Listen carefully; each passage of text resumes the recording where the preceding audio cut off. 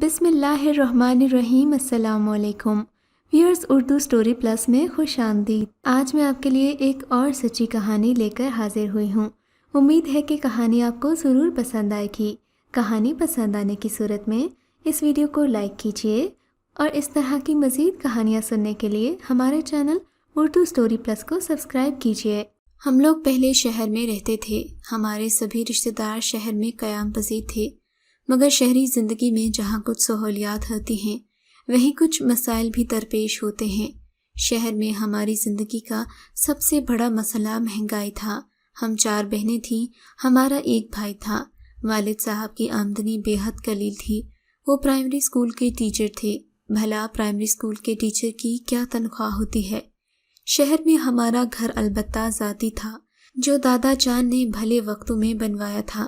کافی کشادہ اور آبادی کے بیچ اچھی جگہ پر تھا۔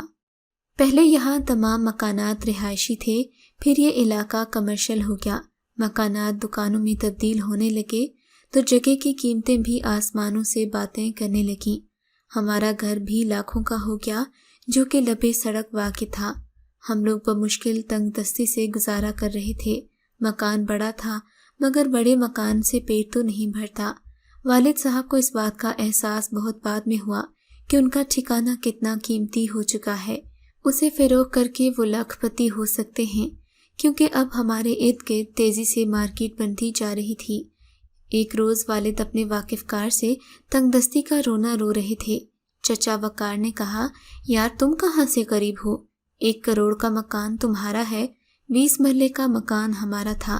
حساب لگایا تو اس وقت کے ریٹ کے مطابق ابو کے مکان کی قیمت کروڑ نہیں تو 75 لاکھ روپے ضرور بن گئی۔ ان کی تو آنکھیں کھلی رہ گئیں۔ امی جان سے مشورہ کیا۔ آخر ہم نے بچوں کو تعلیم دلوانی ہے، اچھی خوراک کھلانی ہے، کپڑے اور جوتے پہنانے ہیں، تو مکان فروخت کر دیتے ہیں۔ والدہ نے کہا، دیوانے ہو گئے ہو؟ رکھا ہوا روپیہ روزمرہ کی ضروریات میں خرچ کرو گے تو قارون کا خزانہ بھی کم پڑ جائے گا۔ کیا تم مکان فروخت کرنے کے بعد بال بچوں کو لے کر سڑک پر بیٹھو گے؟ ارے نہیں بھائی، میں اتنا بھی احمق نہیں ہوں کہ مکان فروخت کر کے روپیہ کھا جاؤں گا۔ کہنے کا مطلب یہ ہے کہ کوئی مشورہ دو، اس روپے سے کاروبار کر لوں گا، پھر کہیں سستی جگہ زمین خریدوں تاکہ روپیہ بڑھے اور بچوں کی ضروریات پوری ہوں۔ ان کی تعلیم اور کفالت کی مد میں خرچ کیا ہوا روپیہ تو بہترین سرمایہ کاری ہوگی۔ والدہ نے شوہر کی بات کو غور سے سنا۔ کہنے لگی، کہتے تو تم ٹھیک ہو، ایسا بھی ہو سکتا ہے، لیکن میں تم کو کاروبار کا مشورہ کبھی نہیں دوں گی۔ اس کی وجہ یہ ہے کہ ہم جدی پشتی کاروباری لوگ نہیں ہیں۔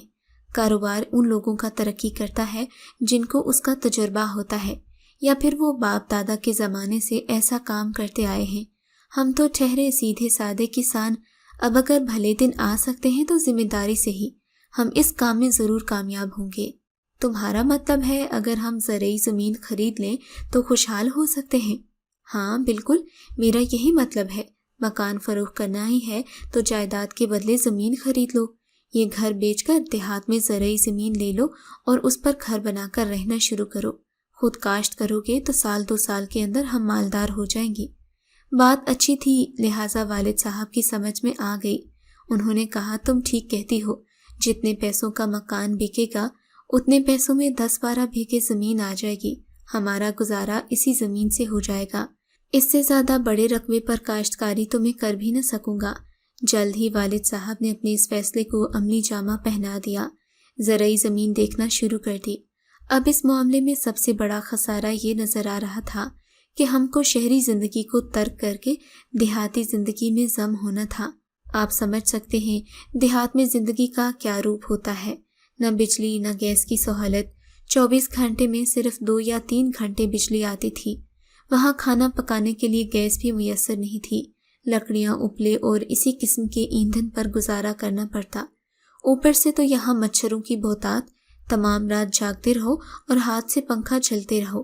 موسم گرما میں گرمی کی شدت سے برا حال ہوتا۔ سب سے تکلیف اور خسارے والی بات یہ تھی کہ کوئی مرتا مر جائے، آپ کو میلوں دور تک ڈاکٹر نہیں ملے گا۔ طبی سہولت صرف اس وقت میسر تھی کہ کوئی ڈسپینسر اپنی ڈسپینسری پر مل جائے۔ یہ نیم حکیم خطرہ جان لوگ کبھی معمولی تکلیف میں مسیحا ہوتے ہیں، مگر کبھی موت کا فرشتہ بن کر جان بھی لے لیتے ہیں۔ ان سب تکالیف کو سہنے کے لیے امی ابو ذہنی طور پر تیار نہیں تھے، کیونکہ وہ دیہات سے شہر میں آباد ہوئے تھے، دیہاتی زندگی گزار چکے تھے۔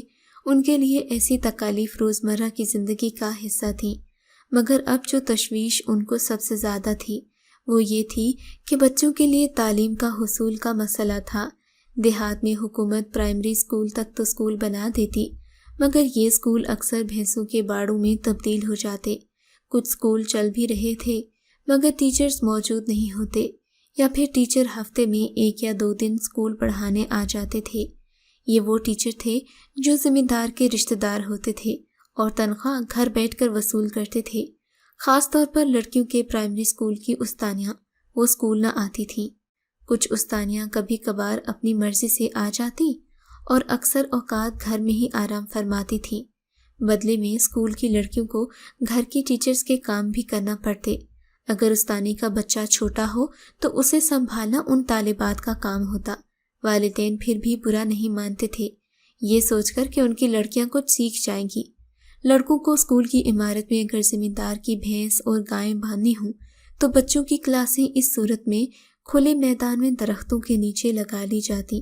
ان دیہاتی غریب بچوں کا اللہ ہی نگہبان تھا۔ فلاحی تنظیمیں ان زمینداروں کا بال بیکا نہیں کر سکتی تھیں، جنہوں نے دیہات میں اپنے مضبوط جال پھیلا رکھے تھے۔ والد صاحب اس بات سے بخوبی واقف تھے، لہٰذا وہ دیہات میں دوبارہ آنے سے گھبرا رہے تھے۔ تاہم امی جان نے ہمت بندھائی۔ وہ بولی، میرے بھائی اور بہنوں کے لیے گھر شہر میں ہیں، ہم بچوں کو پڑھانے کے لیے وہاں چھوڑ سکتے ہیں۔ پہلے اپنی مالی حالت سدھار لیں، تم اپنا تبادلہ دیہات کے اسکول میں کروا لو، وہاں ہمیشہ ٹیچر کی سیٹ خالی پڑی رہتی ہے۔ جب تمہارے اسکول میں بچے پرائمری تک پڑھ لیں گے تب آگے کی دیکھی جائے گی۔ ان دنوں میں اور میری بڑی بہن سارا ہم سے دونوں چھوٹی پہلی دوسری میں پڑھتی تھیں، جبکہ بڑا بھائی 8ویں کا طالب علم تھا۔ والد صاحب نے جس دیہات میں زرعی زمین خریدی وہاں لڑکوں کا اسکول اب مڈل تک ہو چکا تھا۔ والد نے 12 بیگھے زمین کا قطع اراضی خرید لیا جس میں ایک مکان بنا ہوا تھا۔ ہم لوگ وہاں شفٹ ہو گئے۔ شروع میں مجھے یہاں آ کر بہت برا لگا، ہمیں شہر میں رہنے کی عادت تھی، ہمارے علاقے میں شدید گرمی پڑتی تھی، الیکٹرک پنکھے اور کولر میں سونے کی عادت تھی، جبکہ یہاں ٹھنڈا پانی پینے کے لیے ریفریجریٹر تک تو نہ تھا۔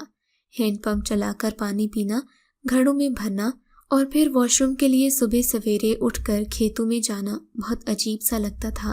جہاں ارد گرد کے کتوں کے بھونکنے کی آوازیں آتی تو میرے رونگٹے کھڑے ہو جاتے۔ مجھے شروع سے ہی کتوں سے ڈر لگتا تھا، جو بغیر اجازت بغیر بلائے جب چاہے ہمارے صحن میں آ جاتے۔ تب والد صاحب کہتے، ہم انہیں بھگانے کے لیے اپنا ایک پالتو کتا رکھیں گے، ویسے بھی گھر کی چوکیداری کے لیے کتا بڑا لازمی ہے۔ وقت گزرنے لگا، رفتہ رفتہ میں اس ماحول کی عادی ہو گئی، مگر میں شہر جانے کے بہانے ڈھونڈتی۔ اب جب امی ہفتہ 10 دن بعد ماموں یا خالہ کے گھر جاتی تو مجھے بہت اچھا لگتا۔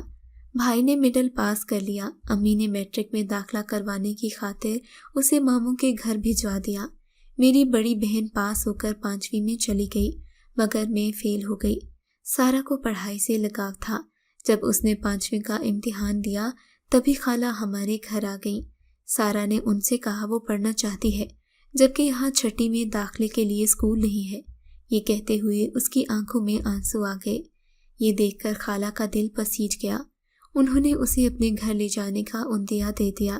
یوں خالہ سارا کو اپنے گھر لے گئی اور گھر کے قریب اسکول میں اسے 6 میں داخل کروا دیا۔ مجھے فیل ہونے کا بہت قلق تھا، شہر جانے کا خواب تو میرا تھا۔ بہرحال امی نے تسلی دی کہ دل چھوٹا مت کرو، تم نے 5ویں پاس کر لی تو تمہیں بھی شہر پڑھنے بھیج دیا جائے گا۔ ان دنوں میری عمر 10 یا 11 سال ہوگی۔ آپا سارا چھٹی لے کر گھر آ جاتی اور مزے مزے سے گرلز ہائی اسکول کی باتیں کرتی۔ تب میرا دل چاہتا ابھی اور اسی وقت شہر چلی جاؤں۔ آپا کے ساتھ کبھی کبھی خالہ اور ان کا بیٹا نادر بھی آ جاتے۔ نادر ایک خوبصورت لڑکا تھا اور FA کا طالب علم تھا۔ وہ مجھے بہت اچھا لگتا، مگر وہ مجھے بالکل گھاس نہ ڈالتا، آپا سے ہی باتیں کرتا تھا۔ اس کی وجہ میں خوب جانتی تھی۔ دراصل میرے والد صاحب بہت خوبرو لمبے تگڑے آدمی تھے، رنگت بھی سرخ سفید تھی، جبکہ والدہ ذرا سانولے رنگ کی تھی، صورت بھی دبتی ہوئی تھی۔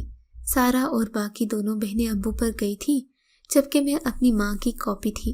آپ کو تو پتہ ہے خوبصورتی ہر کسی کو پسند ہوتی ہے، جب شکل معمولی ہو تو کوئی اہمیت نہیں دیتا۔ ماموں، پھپھی، چچا اور خالاؤں کے لڑکے بھی میری آپا سے بات کرنے کی کوشش کرتے، مگر میں تو جیسے انہیں نظر ہی نہ آتی۔ اس بات سے مجھے بڑی توہین محسوس ہوتی اور مجھے آپا سے حسد ہونے لگتا۔ جوں جوں وقت گزرتا جا رہا تھا، یہ احساس زیادہ ہونے لگا کہ میں بدصورت ہوں، میری باقی تینوں بہنیں خوبصورت ہیں۔ تبھی سب رشتہ داروں نے ان سے پیار اور محبت کرنا شروع کر دیا ہے۔ رفتہ رفتہ اندر ہی اندر اس بات نے مجھے کھانا شروع کر دیا۔ میں ہر دم یہی سوچتی کہ کس طرح ان لوگوں کے دلوں میں گھر بناؤں اور مقبول ہو جاؤں۔ مہمانداری میں تو میں طاق تھی۔ میں خود کو اجلا رکھنے کی کوشش کرتی، جب کوئی کزن آ جاتا تو نمایاں ہونے کی کوشش کرتی۔ ان دنوں میری عمر 16 سال تھی، مجھ پر نکھار بھی خوب ٹوٹ کر برسا تھا، مگر نادان کیا جانتی تھی کہ کس دولت سے مالا مال ہوں۔ اب جب کوئی کزن آتا، آپا سارا نہ ہوتی تو وہ مجھ سے باتیں کرتا، میں تو خوشی سے نہال ہو جاتی۔ بار بار خود کو آئینے میں دیکھتی اور سوچتی اتنی بھی بدصورت نہیں ہوں جتنا خود کو سمجھتی ہوں۔ رفتہ رفتہ احساس کمتری کے تکلیف دہ جال سے نکل آئی۔ لڑکوں کو بھی میری کمزوری کا پتہ چل گیا کہ مجھے شہر جانے کا شوق ہے۔ دوسری کمزوری یہ کہ میں ہر کسی کی توجہ چاہتی ہوں۔ میری ان دونوں کمزوریوں سے انہوں نے فائدہ اٹھایا، مجھ سے اظہار محبت کرتے اور میں اسی رویے سے خوشی محسوس کرتی۔ وہ مجھے بے وقوف بناتے اور میری تعریفوں کے پل باندھ دیتے۔ میں خوشی سے نہال ہو جاتی۔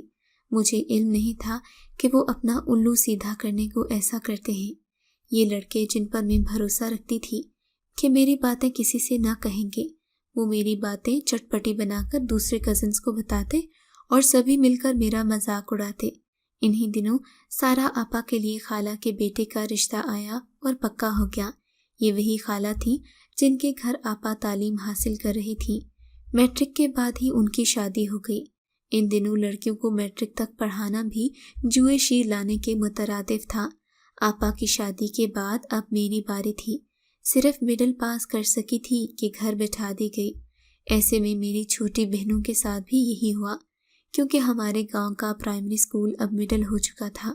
یہ بھی میری ابا جان کی کوششوں کی وجہ سے ہوا تھا، کیونکہ ان کا تعلق محکمہ تعلیم سے تھا۔ چاہیے تو یہ تھا میرے لیے بھی کسی کزن کا رشتہ آتا، مگر ایسا نہ ہوا۔ جو رشتہ بھی آتا میری دونوں چھوٹی بہنوں کا ہی آتا۔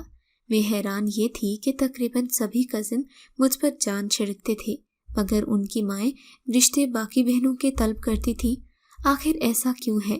والدین ان سے کہتے پہلے فاخرہ کا رشتہ کرنا ہے، اس کے بعد چھوٹی دو بہنوں کی باری آئے گی، آپ فاخرہ کا رشتہ لے آئیں۔ وہ تو عذر کرتے۔ جب 4 سال اسی طرح گزر گئے، تھک ہار کر امی ابو نے باقی 2 بہنوں کے رشتے کر دیے۔ میرا مسئلہ حل نہ ہو سکا۔ اب میں مغموم رہنے لگی۔ وہ دن بھی آ گیا جب میری چھوٹی بہنیں بیاہی گئیں، وہ اپنے گھروں کی ہو گئیں اور میں اکیلی رہ گئی۔ عارفہ ماموں کی بہو بنی، جبکہ آصفہ کو پھپھی کے اسی بیٹے کی دلہن بننا نصیب ہوا جو مجھ سے بڑھ چڑھ کر باتیں کرتا تھا، باتوں باتوں میں لگاوٹ بھی ظاہر کرتا تھا۔ ان دونوں کے علاوہ اور بھی کزن تھے جو مجھ پر مرتے تھے، مگر رشتہ لینا کسی نے گوارا نہ کیا۔ میرا گھر میں جی نہ لگتا تھا، میں تنہائی میں رونے لگتی۔ اب میری عمر بھی کافی ہو گئی تھی۔ سوچتی تھی کہ میری رنگت خراب ہے، تبھی لڑکوں کی مائیں مجھ سے کتراتی ہیں۔ سوچتی ہوں گی اگر اس معمولی لڑکی کو بہو بنا لیا تو کہیں ہماری اولاد بھی کالی اور بدصورت نہ ہو۔ اس روز آپا نے امی جان کو بلوایا، وہ بیمار تھی، امی مجبوری کے تحت نہ جا سکتی تھی۔